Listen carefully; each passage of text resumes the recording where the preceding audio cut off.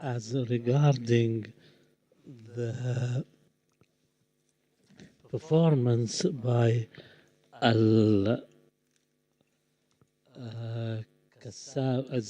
al-Qassam brigades, and I'm deriving my information from their websites, their statements, military communiques, and in this asymmetrical warfare is a kind of military confrontation which shows huge discrepancies between the two sides. One, which is Israel, which has huge military capabilities, and the other, the Palestinian resistance. This means that unconventional tactics are used, and this makes the weaker side relying on suicide mission, locally produced missiles using limited technologies.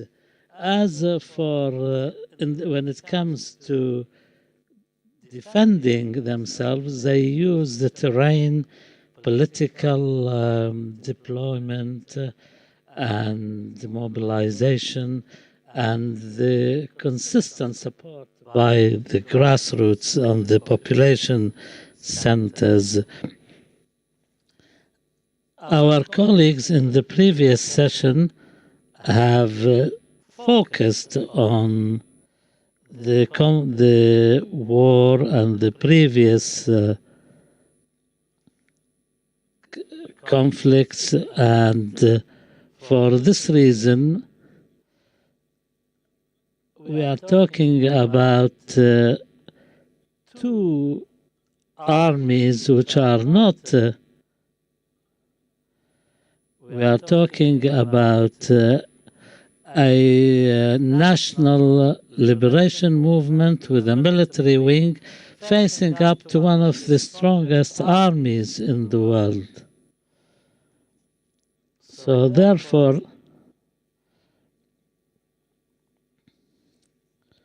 we need to make a lot of analysis when we compare the Palestinians to the Israeli fighters. There will be huge differences when it comes to the Iron Dome, the ballistic missiles, air forces, etc. The Palestinian fighters, however, rely on some locally produced projectiles and handheld light weapons. What's important is when it comes to the training, the Israeli army, of course, has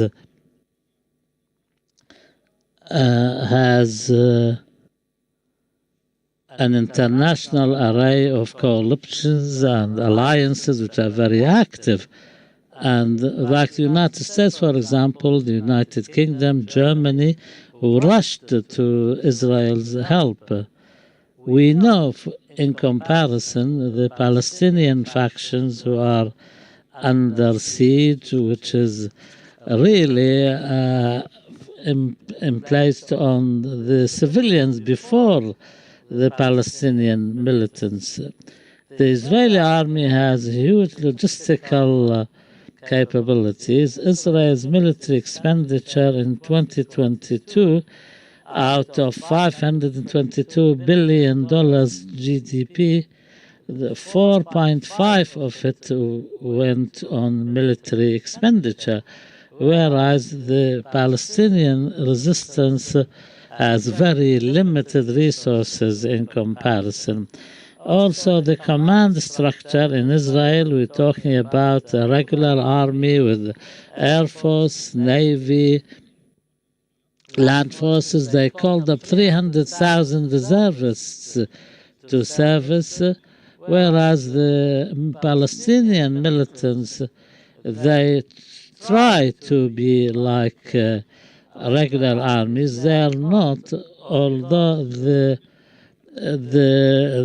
military spokespersons uses military technology, but their structure is not like a regular army. They're trying to reach something of a military structure when they're face up to the Israeli occupying forces, using whatever limited capabilities they have.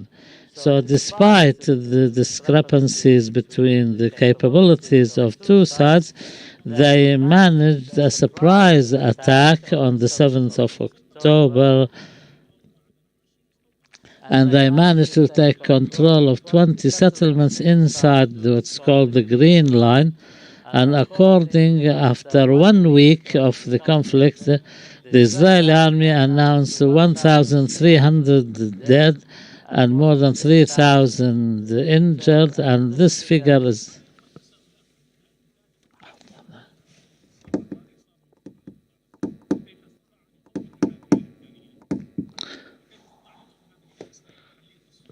So how was he able to use these weapons and also to achieve balance in terror and not in strength? So when we talk about a military that has huge military capabilities on all levels. So I would like to move now to the operational plan that Al-Qasem was able to implement on the morning of the 7th of October. So the plan or the operational plan that I tried to delineate as a result of what had been said by the spokesperson of Al-Qasem. So during the morning of the 7th of October, they were able to use missiles in the envelope of Gaza in order to secure the entry of the forces. And Al-Qassam, despite the siege, was able to implement and use its capabilities. So when we talk about the local capabilities, so the missiles that have been used in this operation, we have long range and short range missiles. When it comes to short range missiles, and we do remember the story of such missiles that started in 2002, 2005, these are homemade, and Gaza has no system to direct those missiles, and the material impact in Israel was almost zero because it did not have those capabilities, but the psychological impact and repercussions were huge, and Israelis knew the psychological dimension of such missiles, but we do not have any technological information about those missiles. But there is a table from a Norwegian center that talks about these missiles. We have Qassam 1, 2, and 3, and the range of these missiles started with 5 or 3 kilometers, and the range developed approximately to 10 kilometers. We're talking about Qassam 10. And also, they also were able to come up with an idea about the explosive capability of these missiles. So the battle during the Aqsa floods, so there have been a number of developments that have been made to those missiles. So we have seen a huge mass of use of those missiles in the envelope of Gaza. And this was explained by Mohammed al-Daif, and here I quote, he said that we were able to target a number of areas, and the airports we're talking about 5,000 missiles and projectiles. Many of them are short-range missiles. The second type of missiles, and which is creates a difference in the military capability, and we have a symbolic dimension when it comes to the naming that were given to those missiles. So these are names of people that have been assassinated by the occupation. So we have M75. This is Ibrahim Al Maqadma, and the range is 75. R 160 in reference to Al Rantisi, in reference to Al Jabari, and so on and so forth. In the Battle of the Sword of Jerusalem, the resistance announced the launch of a number of long range missiles that have been used in the Aqsa flood. We have Al Attar in reference to Ra'id Al Attar, and the range is 120 kilometers, and it has a number of explosive heads with huge explosive capability, and this has the first time been used in 2021 in response to the targeting that was done by the Israelis when it comes to the towers in Gaza. We have CH-85 in reference to Abu Shammala, and this is the missile that is used by the brigades in order to target Ben Gurion airport. And the missile that was used for the first time in this confrontation, the 1st of October, towards the northern part of Israel in Safad, which is about 200 kilometers away from Gaza, which is Aicha missile. And this is one of the missiles that had recently been launched as a long-range missile. Of course, taken into account the limited capabilities of Al-Qassam, but still they were able to reach all territories of Palestine. Of course, we have the second point is the fire support, and also they want another concept that they use is to blind the enemy. So these are concepts that they were able to ingrain in their confrontation. So all of us, we saw on television how those drones are used, and they try to target a tower which is similar to a cylinder. So these are platforms of communication. They have used a number of weapons in order to jam the cyberspace, in order to intercept and also to not to allow the enemy to reach those areas. And perhaps this is in response to Abdul Hamid Siam's question: what is the reason why? Were they in shock? That is why they were very slow in reacting. At the beginning, they targeted all the communication systems, and this is what is being done by Hezbollah when it targets the system if the war develops, because they wanted the supervision and communication to be as limited as possible. And this is what was done by the resistance on the 7th of October in the morning. So the third operation in the plan is to try to look into a number of loopholes and a number of, this is a kind of strong wall using iron, and this had led to a number of weaknesses in the defense when it comes to the attacks. So the losses of the attack were very limited due to such loopholes, and also the maneuver forces were able to enter occupied Palestine, and this made it very difficult for the occupation to analyze the situation and respond accordingly. So this wall, this is a fortress that has high technological capabilities, and also has a number of other capabilities in order to be able to see what is happening. So it is prepared, and it is of a width of 1 kilometer, and it is very deep because by 30 meters, because they were aware that the resistant groups might be able to infiltrate that wall. So there is an old new kind of technique, which is the use of a number of aircrafts. So we have also the fourth component, which is maneuvering. So in the Aqsa floods, they were able to storm certain areas. And of course, they have had a plan to withdraw with those prisoners. So this was at very effective, taking into account the capabilities available. So what contributed to the strength of these maneuvers? We're talking about the use of a number of capabilities. And this was testament to the failure, intelligence failure of the occupation, because they were not able to intercept such kind of aircrafts. The same applies to the Iron Dome. So, especially when it comes to the use of glides, and also they have been able to call upon the reserves, and the forces joined the army, the new recruits, and we have seen a number of videos. So when we talk about Al Qassam, we're not talking about a regular army.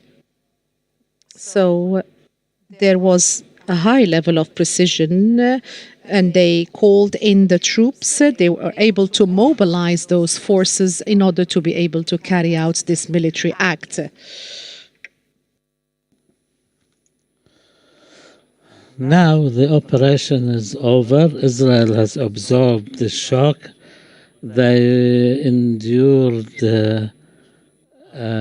many casualties and the humiliation, and they announced a new national emergency government. They called up 300,000 reservists.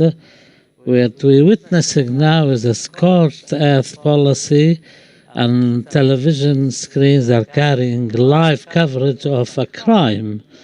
We cannot exaggerate the criminality of this apartheid regime in dealing with innocent civilians, and with this amount of murderous attacks with total disregard of the international humanitarian law.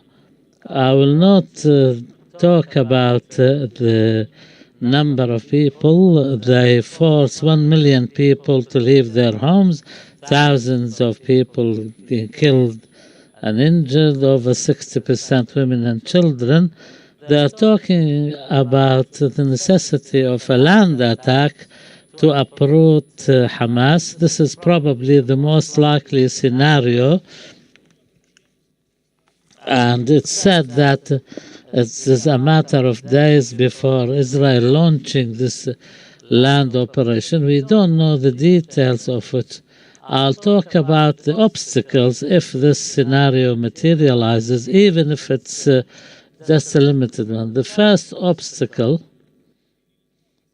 and I'm only focusing on analyzing the military performance aspect of it, the political and other aspects I will not talk about. The mortars the Palestinian fighters use, these are short range. These have always been a challenge in all previous confrontations, although they are limited psychological, and the effect is psychological more than actual material. But in the case of a land invasion, it will cause a huge obstacle. So the Israelis, if they want to stop these mortars fire in every direction. They need a military action to reconnaissance work to discover the positions of these mortars and destroy them. This, of course, will entail casualties. Secondly, the SA-7 short, low-altitude missiles, which is an air defense system. We know on the first day of the attack, an Israeli military helicopter was destroyed. They said it was due to a technical fault, and a week later they admitted it was shot down by a shoulder-fired Russian-made missile, anti-aircraft missile. The estimates say Hamas has some 15,000 armed fighters, but after the collapse of the Libyan Gaddafi regime in Libya, a lot of weapons were moved to Gaza, and also some Russian-made Cornet anti-armor missiles have given the Palestinian fighters a lot of capabilities, and the Cornet anti-armor missiles. And lately they just introduced a new air defense system called Mutabbir 1. The third obstacle will be the drones. We saw them in action. Al-Qassam produced its own, calling them Ababil. They have three versions, one for reconnaissance, one for attack. The third one is a kamikaze one, suicidal one. And so here we see the Arab aspect, although at the official level, the Arab regimes have let the Palestinians down, but at the popular level, a Tunisian engineer, Mohammed al-Zawari, who was assassinated in 2016, supervised the drone program, and in 2023, Al-Qassam announced a new kind of drone entering service. Of course, I'm not saying that this is comparable in any way to what Israel produces. Israel exports drones to Germany, and a very advanced country. And Al-Qassam called these drones Al-Zawari, and they published some videos showing them in action, and they developed an attack version.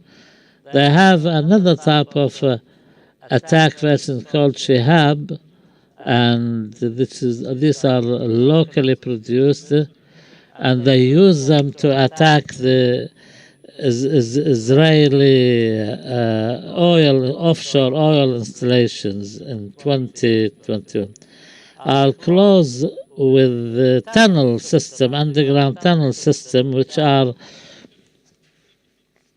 the lifeline of Gazan resistance. And in the last 10 days, with all the heavy bombardment, these tunnels are no longer just channels of communication, but they are like a fortress underground to protect the command structure, and they have minimized the losses amongst the Palestinian militants, despite probably some very light casualties. As-Sinwar, Hamas's political leader in Gaza, claims that the network of tunnels, which is 500 kilometers underground in Gaza, I don't know if this is propaganda or not. In the past conflicts, 5% of the tunnel system was damaged. Fifth and last point, the morale of the Palestinian people. Topographically speaking, the terrain in Gaza is flat. It doesn't give the Palestinian fighters any advantage or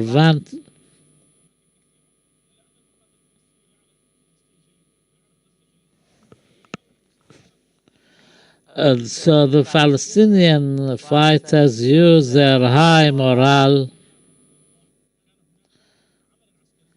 and if there was a limited Israeli land operation or a wide-ranging them, there will be losses. The psychological and spiritual factor is very important. Palestinians are fighting for their land. They have no other land than Gaza. They fight for martyrdom or victory.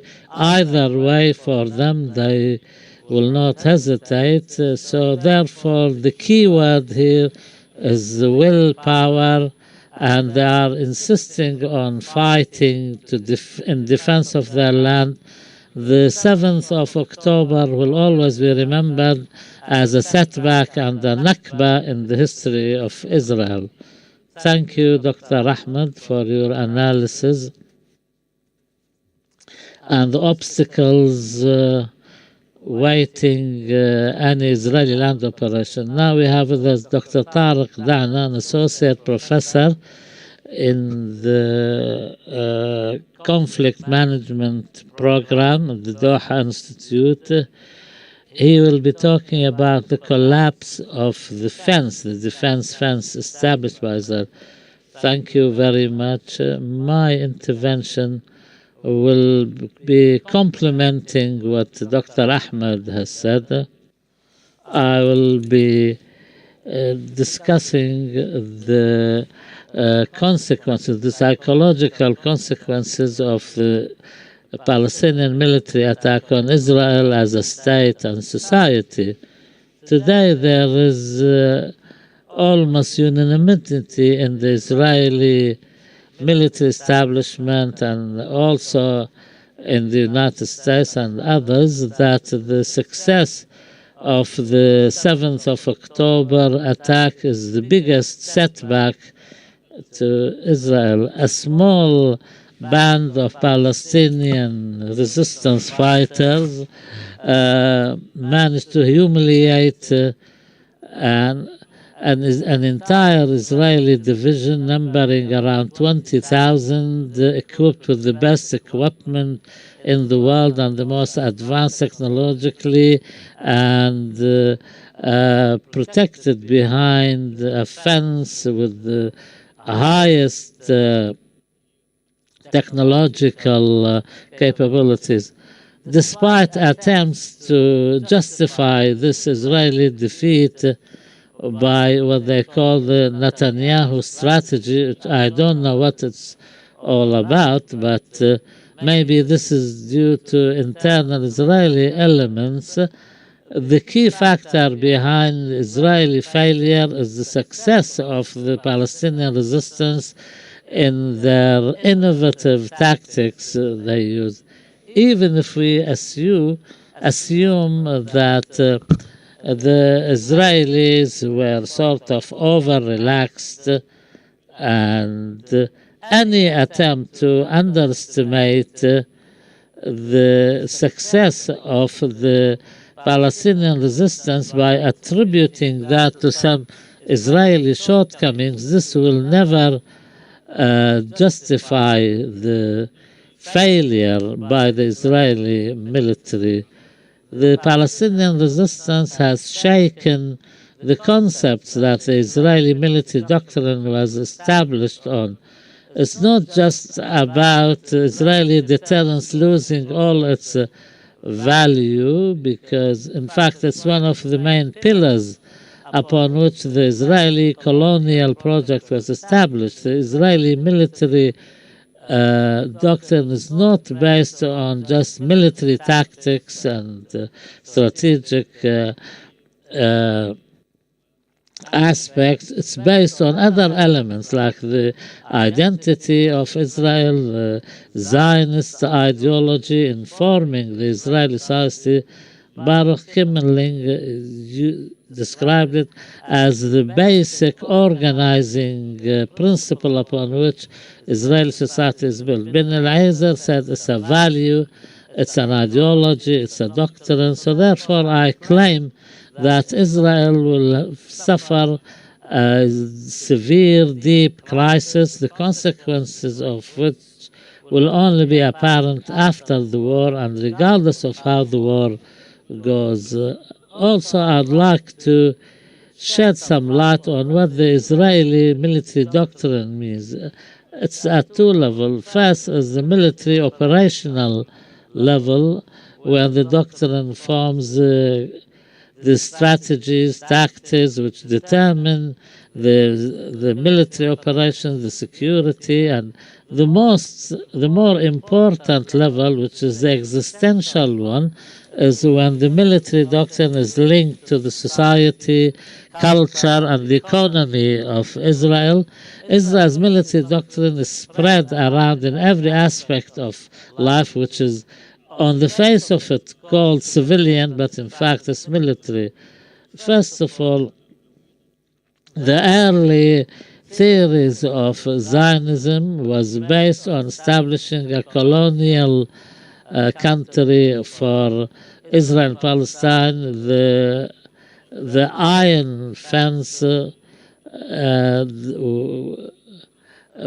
came up with the idea of the necessity of smashing all the Arab resistance movements and establish a psychological fence that Israel is impregnable, Israel is indestructible, and no one can beat Israel, invincible Israel, regardless of the political direction of Israeli governments, whether leftist or rightist.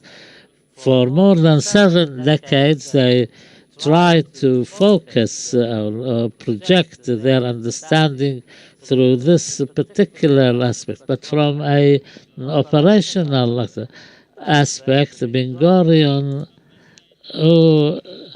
any report about Israeli strategy will quote Ben Gurion and his doctrine. And of course, as a result of all the wars Israel has waged against Arab countries, like the blitzkrieg attack on Arab countries in the 67 wars, and also the war in 1973. After that, with all these changes, the military doctrine remained as focusing on deterrence, early warning, and quick, decisive victory. And the Oridor Committee of 2006 has focused on this trinity, which is considered the basic element of understanding the Israeli military doctrine in the last 2 decades, which the latest Palestinian attack, Al-Aqsa flood, has destroyed. First of all, the concept of deterrence, which is based on the Israeli military superiority. It can be active through preemptive attacks or passive through projecting Israeli superiority.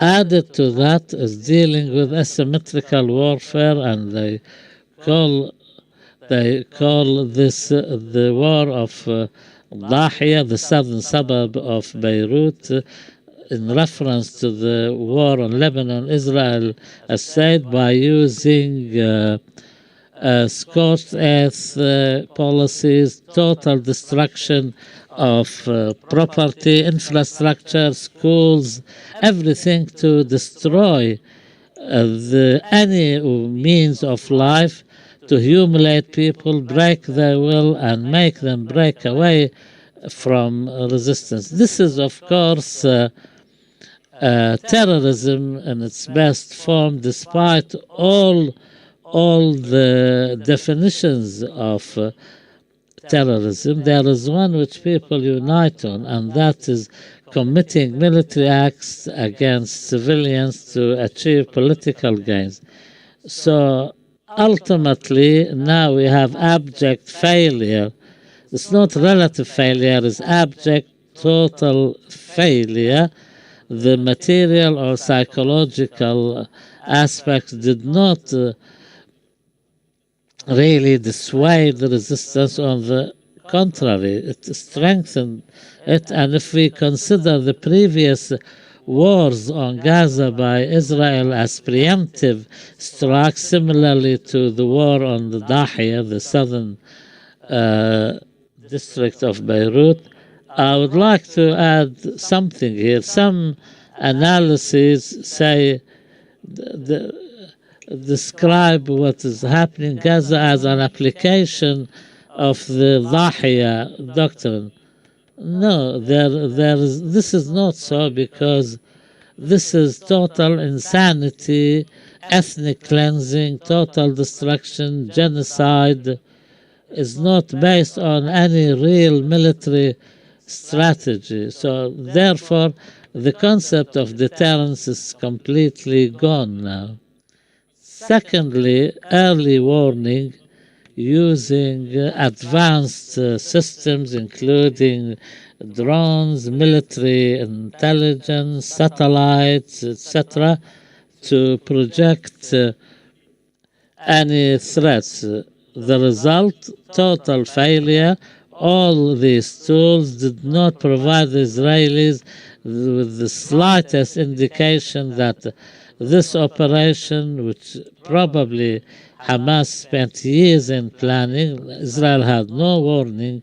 Even the Americans did not have any indications. The Americans relied on Israeli intelligence, which made them really be of the opinion that Hamas does not want war, and especially in the view of the last encounter against Islamic Jihad, when Hamas did not interfere. Thirdly, Israeli military doctrine is based on the idea of quick, decisive victory, because Israel does not have the strategic depth to go through long war, and this means also taking the war into the land of the enemy. The result, no quick victory, no decisive victory in this war or in the previous war, although the war this time started on Israeli land, quote unquote, but taking it to Gaza did not achieve anything, and Israel is talking about a long war, and this in itself runs contrary to the Israeli military doctrine. So in summary, in a nutshell, this is a failure on all aspects. On the second level, which is more important for me in the long run, and that is the Israeli military doctrine of the existential. Israel was established on linkage between what is military and what is Israeli Zionist nationalism, linking the Zionist settlers with the army, and the Israeli army was established as a result of the Israeli terrorist groups and militia groups, and compared to other countries which were established in post-World War II, the Israeli army occupies a big position, not only when it comes to war and security, but in education, economy, politics, and everything. And unlike the conventional theories which draw a clear line between the military, its function and its duties, and what is military, in the Israeli side, these lines are blurred, and the military is considered a main contributor to education, judiciary, settlement building, receiving Jewish immigrants, and spreading the military aspect in all aspects of Israeli identity and Israeli consciousness. The latest opinion poll from Tel Aviv University in 2022, the level of confidence in the Israeli man was 76%. This is lower probably compared to previous years, maybe due to the crisis over the judiciary. The government 27, the police 30%, judiciary not more than 40%. So therefore, Israel comes at the forefront of the most militarized country and this is according to the militarization index, which was established in the 1990s. Israeli society uses the military balance as a balancing act between the different components of the Israeli society, which has many divisions due to different cultural, ethnic origins of the Jews who immigrated, and also the Ashkenazi and the other Jews, the seculars, the religious. So therefore, the military doctrine provides like a nationalist school of thought which combines everybody despite their differences and is used as a way of consolidating the national identity. Of course, at the economic level, there's a lot to be talked about. A lot of Israel's economy relies on the war economy, and the military expenditure is one of the highest, the GDP. There are a lot of sectors which appear on the surface of it as civilian, but they are linked to the military industry. I'll take one technology, and that is the high tech, which is one of the most important in Israel. 93% working are from military background. The sector, it says, forms 18% of the economic activity, and it's one of the biggest when it comes to generating income for the economy. If we link that to what's happening in Gaza now, the linkage, what we know, the smart fence, or probably the stupid one for that matter, which the Palestinian resistance penetrated successfully, because it's considered the most prominent manifestation of electronic deterrence. Not only deterrence, but it's an important source of income, because Israel has sold and marketed this to more than 100 countries, apparently, according to the executive director of one of these companies. He described Gaza as a display window for all the military products which were tested in battle, according to him. This is one comprehensive, complete system of surveillance, electronic warfare. They have a system called Shoot system, and this was tested for the first time on the Palestinians in 2018-2019, when the Palestinians from Gaza went on marches calling for the return.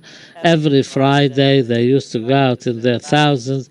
It was a peaceful demonstration, after all, to convince the world of the legitimacy of their cause. But the fence was tested against them. They had automatic weapons, remotely controlled.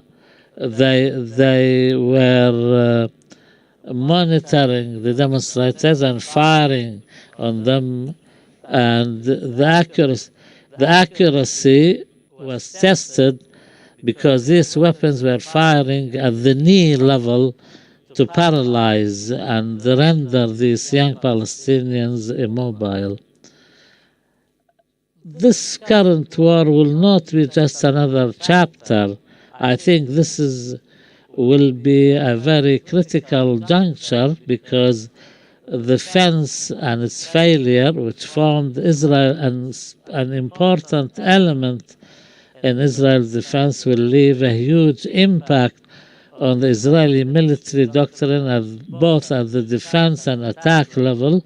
Although we are still at the beginning of this war, there is always room for some surprises, either by way of a land operation or a regional war, which will further test the Israeli military doctrine and consequently create a very deep crisis in the very fundamentals of the Israeli project.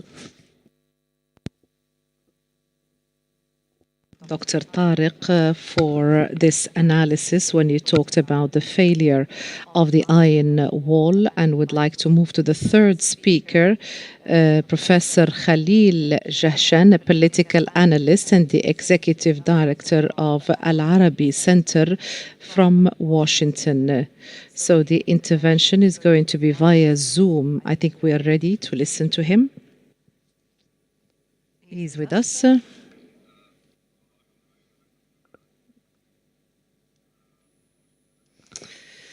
Good morning to you all from Washington. I would like to thank the colleagues who are organizing this very important seminar and for the kind invitation to attend this seminar and talk about the position of the United States of America. Is it deterrence or is it a gradual intervention? 10 days ago, on the 7th of October 2023, and this date, as Tariq has said, this is a very important date when it comes to the different phases of the Palestinian cause. The Islamic resistance movement has carried out a surprising attack, which is entitled Tufan al-Aqsa floods, which had led to the killing of in excess of 1,400 Israelis. And as it was confirmed by the military, Israeli military, so we're talking about over 200 Israelis, and more than 4,000 have been wounded, and between 200 to 250 have been held prisoner, in keeping with a number of official sources. It is clear that this attack has undermined from a political, from a tactical perspectives, the image of Israel as a state that enjoys military supremacy, as it was mentioned by Dr. Ahmed at the beginning of this webinar, on any enemy or group of enemies in the region. The political and military responses of Israel has shown a number of accusations and counter-accusations, and this was described by the Prime Minister as it is going to be an unprecedented kind of attack on Gaza after the war was declared and a state of emergency was also declared.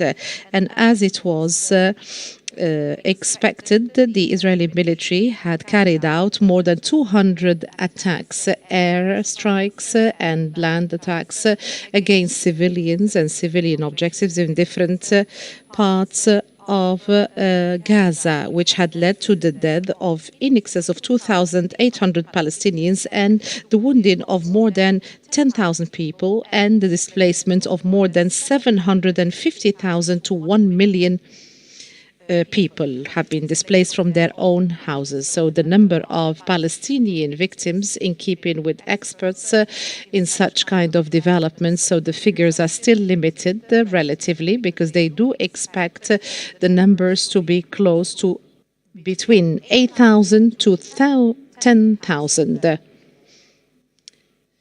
Due to the fact that not many have been removed from under the rubbles. So the reaction of the West and the United States of America on such incidents, it was very emotional and very rapid, and it confirmed the unlimited support by the United States of America to Israel. And Joe Biden described Hamas's operation as the worst operation after the what had happened So the occupation, so this was the worst after the Holocaust, and we have seen the siege, which is inhumane and illegal on the Gaza Strip since 2007. So the official reaction of the United States of America on the war on Gaza leaves an impression amongst observers as if the history of this conflict between the two countries has started on 6:30 at 6:30 on the 7th of October 2023.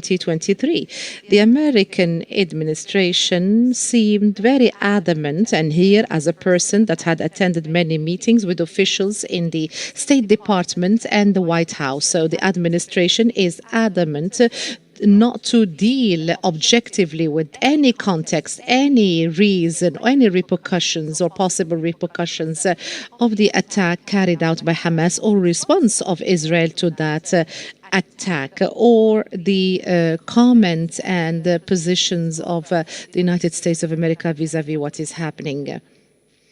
So the official American position has gone through 3 phases in less than 10 days. So the first phase was the phase of shock, as it had happened in Israel itself, and as we have heard from our colleagues, from a deep shock because of their failure, intelligence failure, and which is still not justified. So a high level of confusion in not being able to detect this unprecedented act.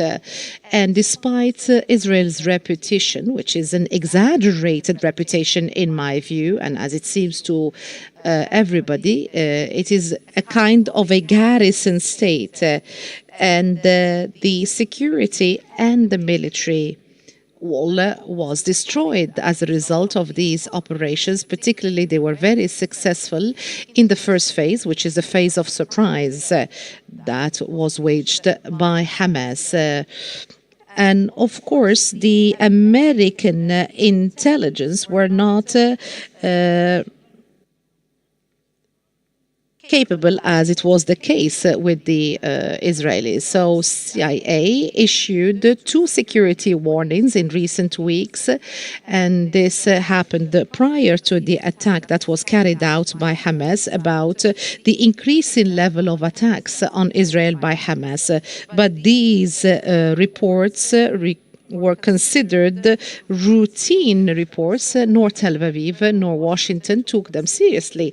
And this is a grave mistake from the intelligence services part that are closely linked between the two countries when you talk about the relationship between Mossad and CIA and other internal intelligence services. These are close relations, and they do coordinate on a day-to-day basis. And some security analysts in Washington blamed such a failure, grave failure, and they accounted it also to the failure of the American intelligence. They said that the American intelligence wholly relies, when it comes to Palestine and any intelligence information regarding that, relies on information and reports coming from the Israeli security forces. Second, the second phase, the reaction of the United States of America vis-à-vis this unprecedented attack, it was a kind of a hasty reaction that concentrated on the support of their ally and giving more and more weapons and ammunition to their ally, as if this is what is going to be the reason behind their success, without taking into account the internal dimensions nor the external dimensions, neither opposition in Congress and so on, and without paying heed to what extent or how the complex network of relations and interests, bilateral and national relations in the region, are going to be impacted as a result of this surprising attack by Hamas, including the backbone of the political, of the American policy in the region, such as the attempts to expand the number of Arab countries that are ready to normalize relations with Israel. This was frozen as a result of this operation. We do not know whether the freezing process is going to be long-term or temporary, and this was reflected also in the shuttle diplomacy that was carried out by Antony Blinken. He visited 7 states, including Israel, 7 Arab countries, in order to strike a rebalance in the relationship between countries in the region and the United States of America, talking about the Emirates, Egypt, Jordan, Bahrain, and the state of Qatar, in addition, of course, to the Palestinian Authority. As for the third phase that the American policy had witnessed in the last 10 days, the American administration, and through this third phase, has stopped the expansion of conflict outside the borders of Gaza through intimidation and threats, particularly when it comes to the northern front of Lebanon. There is concern that the infighting might expand in the region, but at the same time, it still insists to give Israel enough time to implement its revenge and retaliation war. This is a brutal war carried out and waged by Israel against the Palestinian people, not against Hamas. In addition to that, we have seen the display of power in the region, and when it comes to the maritime fleet that was sent to the eastern part of the Mediterranean, and this undoubtedly has pulled the United States of America militarily to the battlefield, and this can lead it perhaps to an actual participation, which might lead to the expansion of conflict as opposed to its intention to stop expansion in the circle of fighting. So what are the objectives of the United States of America? The American diplomacy in this turning point, very critical turning point in this Palestinian-Israeli crisis with Hamas, it concentrates on 3 components. The Biden administration, through its diplomatic efforts, it attempts to stop any possible expansion of the heightened conflicts through the opening of a number of battlefields against Israel. So Israel is concerned that other regional powers would be embroiled in this infighting, and this is being declared clearly by Iran and Hezbollah and any other jihad fronts that are linked to it or affiliated with it, which can lead to scorching the whole region as a whole, and which can lead to a number of security and existential challenges or additional challenges for Israel, which it would entail a complete American intervention, military intervention, to defend Israel. This was underlined by Biden oftentimes because he believes in the necessity of such kind of a step, particularly sending parts of the American fleet into the eastern part of the Mediterranean during the last few days. But unfortunately, at least from an analytical perspective, the mobilization of the Marine in the Mediterranean has increased the possibility of achieving or materializing this scenario instead of limiting it, despite the fact that this is what the American administration announces. Despite the statements made by the United States of America talking about the fact that Israel has the right to defend itself and its people, and this includes the crippling of all military capabilities of Hamas, as it is repeatedly expressed by the different commanders and officials, and as this is parroted also by American officials as well. So there are so many observers and analysts. They talk about grave violations that might happen against civilians, violations of IHL in this very intricate and difficult period of time. Some officials in the White House and also in the State Department in a closed discussion, they do recognize that, but they continue declaring their concern vis-à-vis the happening of such kind of massacres or violations of ACL without saying it behind closed door. So the fact that this had happened, it had a direct impact. In my 40 years of political work in Washington, I did not see the impact of any personal positions of a president in any of the incidents that have taken place in the last 40 years. He is a president who is obsessed with this kind of topic, and there is nothing that attracts his attention, or there's nobody that objects to his partiality towards Israel, despite the fact that he has disagreements with the current government, the government of Netanyahu. But I think that his obsession, and perhaps if he wins the election in 2024, is going to play a very important role, and perhaps this would impede an adoption of a rational policy in Washington vis-à-vis what is happening, by giving Israel enough time to retaliate against Hamas and to cripple it militarily by targeting the infrastructure in Palestine, particularly by targeting the civilians in the Gaza Strip.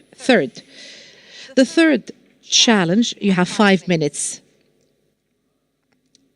The American administration insists in an unreasonable way by protecting Israel, and also when it comes to these brutal practices and so on. So they talk about matters that would facilitate the acts of Israel. So we have heard in the last 3 years when it comes to talking about protected areas, safe corridors, taking people from certain parts of Gaza, and also opening the Rafah crossing. All of these superficially look like humanitarian moves, but in actual fact, they aim not to protect civilians, Palestinian unarmed civilians, but in actual fact, this is going to undoubtedly lead to a number of logistical problems and legal problems that are going to embroil the American administration in a number of crimes against humanity, crimes that have been subdued by Palestinians in the Gaza Strip since 1967. Today, and while we're talking, and we're going to enter into a fourth phase, and this phase is going to start the day after tomorrow when Biden visits Israel. Biden decided yesterday, after an important meeting, a closed meeting with his security advisors, he announced that he accepted the invitation by Netanyahu, in addition to other meetings with Sisi, Mahmoud Abbas, and King Abdullah. So what are the messages that Biden is going to carry on Wednesday? So the administration tries to claim that there's going to be a small change in the tone of the American administration and the President of the United States of America vis-à-vis the war. In my view, there isn't going to be any pivotal change in the position of the United States of America, but this is a reflection of the traditional American policy that we have seen in recent years whenever there is a war in the region. As the saying says, so war brings opportunities. We have 67, 73, 82, and so on and so forth. All these wars, all these crises that have been subdued by the region. There have been attempts by the United States of America to control the situation through a peaceful initiative. What Biden is going to bring about is the following points. First, the United States of America still stands with Israel in this war. But what is new is but. So it is time, as he is going to say when he comes and talks to Netanyahu, Netanyahu, it is time to continue with the mission that you have started in Gaza. Continue, but cautiously. Second, the occupation of Gaza is going to be a grave mistake. This was said by Biden, and this is something that was not expected since the beginning of the crisis. And this is going to cost Israel and the United States of America a big price. That is why a land invasion should be avoided. Number three, there is no military solution for the Palestinian cause. We should find other solutions. Even these solutions are temporary. We have to concentrate in this phase on making humanitarian aid enter Gaza, and this was underlined by appointing the retired ambassador, and he's going to be in charge of the entry of this humanitarian aid before the situation aggravates, and to find a safe outlet, not for Palestinians, but for Israel, in order to find a way out, an exit from the Gaza quagmire, and also to urge the Israelis to have a permanent national unity government to manage the state and the crisis, and to keep Netanyahu in his position in order to save him from his political crisis, the internal political crisis that threatens his presence in the government, and also to reassure Egypt and Jordan, particularly when it comes to the nature of the attack and also the threat that constitutes on both countries. And we have had a statement in Western media from King Abdullah. He said that no refugees, neither in Jordan nor in Egypt. We are not going to accept any more refugees because this is going to be a one-way ticket. And also Egyptian media, very candidly, the foreign minister, the Secretary of State said that the evacuation of American citizens from Gaza is going to be complex, and this has led, at least partially, to the decision that was taken by Biden to visit the region. Thank you, Dr. Jahshan, for shedding light on Washington's role in the war against Gaza. Before we open the floor for questions from the floor, we have two questions through the social media. How able is the Iron Dome in case if the Hezbollah enters the fray? Secondly, what are the steps taken by the Israeli national government to minimize their losses in the land war if it takes place? Please, my name is Hassan from the Media Studies here at the Doha Institute. I just want to say that there is asymmetrical warfare, and in parallel there is a media war going on. And we see now protests throughout the world in support of Palestine. This is a precedent in the European countries. And secondly, the role of the propaganda. Every time there is a confrontation between the West and another side, they resort to propaganda. What's your question?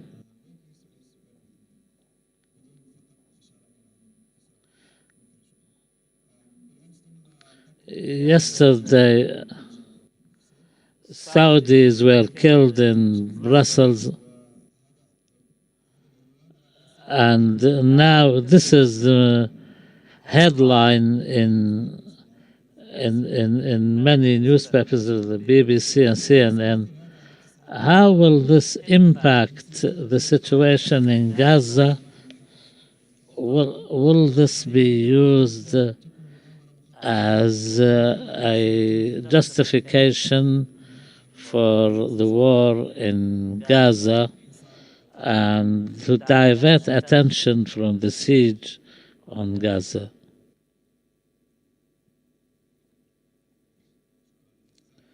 Thank you, Zahir from Al Arabi Television. First question to Dr. Ahmed. Definitely, it is difficult to keep up with the developments now. There is many things happening. This is like a snowball rolling. As you said in the beginning, nobody knows exactly what's happening. There was a lot of talk about a possible role for Iran. We read in the American media about a meeting which was held in Beirut. This was denied. Are there any real information on a possible Iranian role at the military law? Or have you discovered anything in your research? And also, can we link this with the attack on the Aleppo and Damascus airports the following day after the launch of this attack? Dr. Tariq, it is often repeated in the Western media and the decision-making circles that Al-Aqsa flood has achieved a success which was bigger than expected. Even the Hamas leadership did not expect it to be this success. Is this true, or is the Hamas leadership aware of what's happening and they are aware of their role and expect what to happen next? Iman from the Doha Institute. My question to Dr. Ahmed. You talked about the big differences between Al-Qassam brigades and the Israeli army. If the Israelis have all these capabilities, why is the United States now rushing to their aid? The aircraft carrier battle groups sending or involving 2,000 soldiers. Secondly, why there is hesitance by the Israelis in engaging in land warfare with Al-Qassam brigade. Even their statements, they seem to be hesitant. We don't know whether they will conduct this well or not. Thank you very much. We can start responding now. Regarding the question on the Iron Dome, will the Iron Dome make Israel secure if this war expands into a regional conflict? There are points of caution regarding this Iron Dome. This system has proven its capability, but there is also fear that if there is any technical fault in the batteries, this can expose Israel to danger. And also the Tamir missile weighs 200 kilograms and the range is 40 kilometers. Reloading these missiles takes time. If the system is overwhelmed by thousands of missiles, we don't know how the system would cope. Regarding the military land operations, the Iron Dome is, of course, will be concerned with the long-range missiles. The short-range missiles is a different story. Each Al-Qassam missile or projectile is around $200, while the Iron Dome fires missiles costing probably $100,000 each. So the cost is huge. As for the land operation, I think what Israel is doing is preparing the ground for that, using disproportional force committing massacres to push people to South Gaza. This coincided with the Israeli commandos units attacking some Palestinian positions, limited ones. Israel realizes that any land operation will not be a picnic.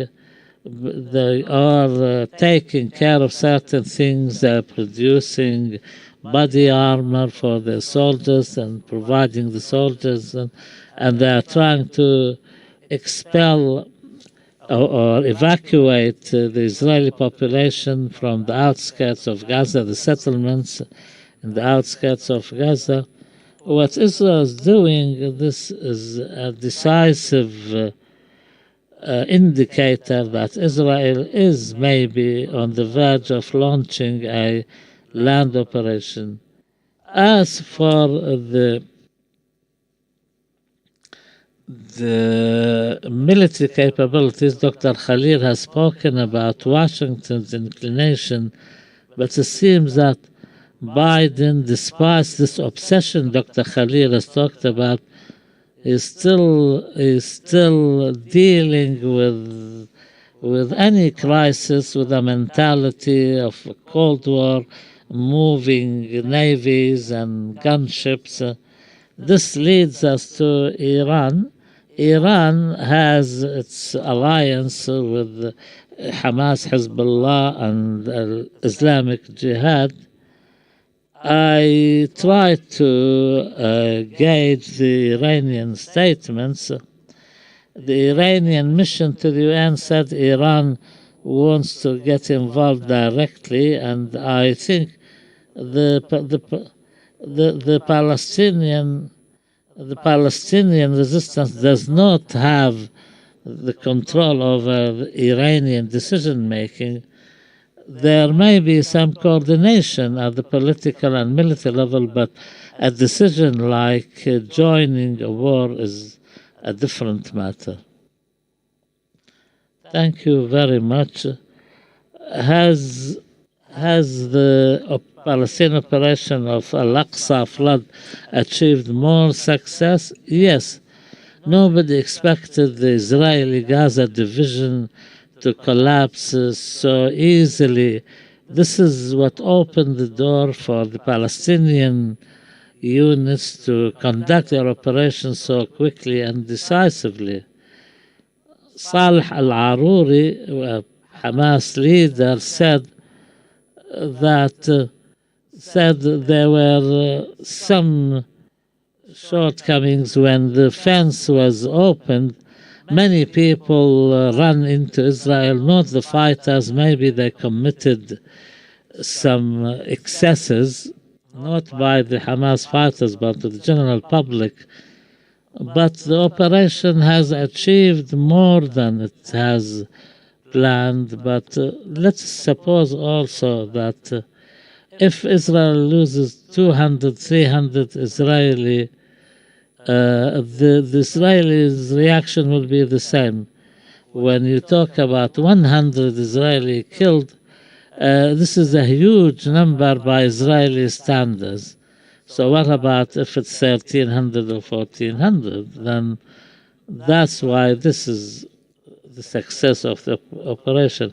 I think the person or persons who planned this operation, they must have had in their consideration the reaction by Israel, including the current one.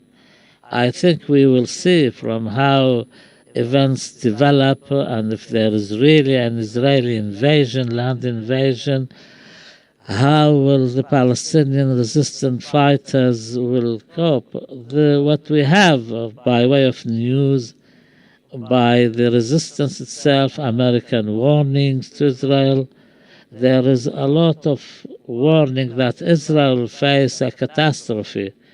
Maybe they can occupy Gaza partially or wholly, but the cost will be huge. It will be colossal. Maybe the shock will be even bigger than the attack on the 7th of October. Another question, It's not true that the Solidarity International is unprecedented. It is precedented.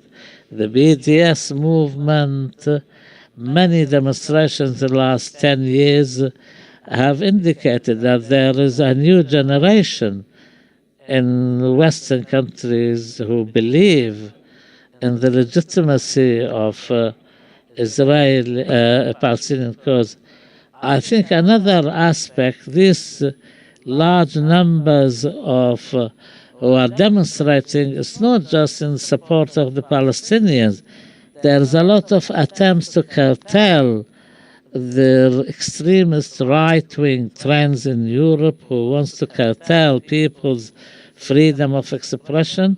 Partly these people are demonstrating for Palestine, and partly it's in defense of their own democratic rights and self-expression in Europe and the United States. Thank you very much indeed.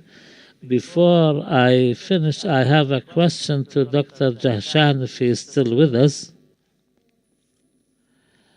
Going back to the American public opinion, is there any indications that the American public is showing signs of discomfort, rejection, different to how it was in previous wars? Are there any indications that these protest movements in universities, by the general public, we hear about huge demonstrations against the attacks on Gaza? Can this create a difference in what's happening now? The answer will be a mix of different things. In the last 10 days, we noticed that the American reaction took us back to the aftermath of the 67 war and the aftermath of the 9/11 at the political level, the media level. I think the worst this time was the hysteria, the hysteric campaign by the mass media, which was looked at as professional. CNN was competing with Fox News, maybe even bypassing them. CNN became a media outlet to exaggerate rather than tell the truth. So far as the public opinion is concerned, it is early days to say whether the Palestinians can maintain this level of support for them. In the first 2-3 days of the conflict, we saw some fears by those who are what we call our supporters in the United States. For example, there were some negative aspects when some activists, Arab Americans, published statements on the second or third day with many groups, minority groups who are usually with us, refused to sign these statements for fear of the reaction by the states. What is rather strange is the Jewish community, when public opinions are conducted amongst the Jewish community, show that 40 to 50% sometimes, especially amongst the young Jewish people, which is the backbone of the support in Israel, consider Israel as an apartheid state, a racial discrimination. These are the future leaders of the Jewish community. They are playing a very important role in many universities in the United States. The demonstration yesterday outside the White House. I was surprised by the number of people attending, the number of arrests. More than 20 activists were arrested. They are young Jewish activists. And in addition to that, this has a political aspect. This means that the Democratic Party or the youth generation is not just the Jews, they are the biggest supporters, but the Jewish membership of the Democratic Party is pressing Biden. Biden is really fearing losing the election next year because he's losing the support of the youth within the ranks of his party, especially the youth. For this reason, he is sensitive, the left and the youth within the Democratic Party.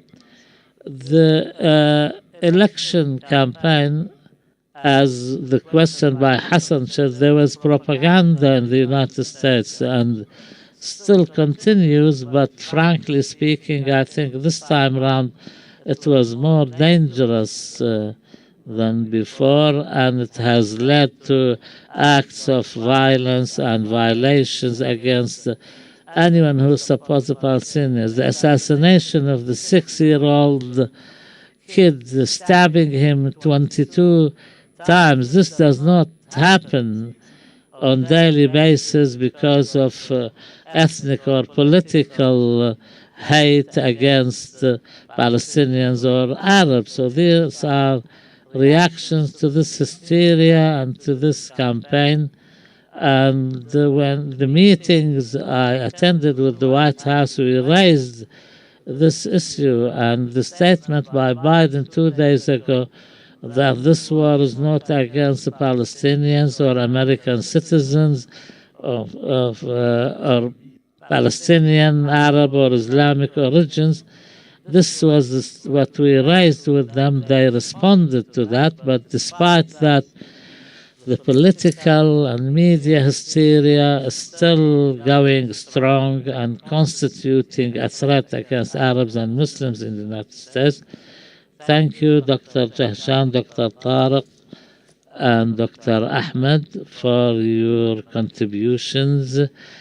And finally, we hope that Hamas has a plan similar to the Al-Aqsa flood plan, and we wish all our brothers and sisters in Gaza for God's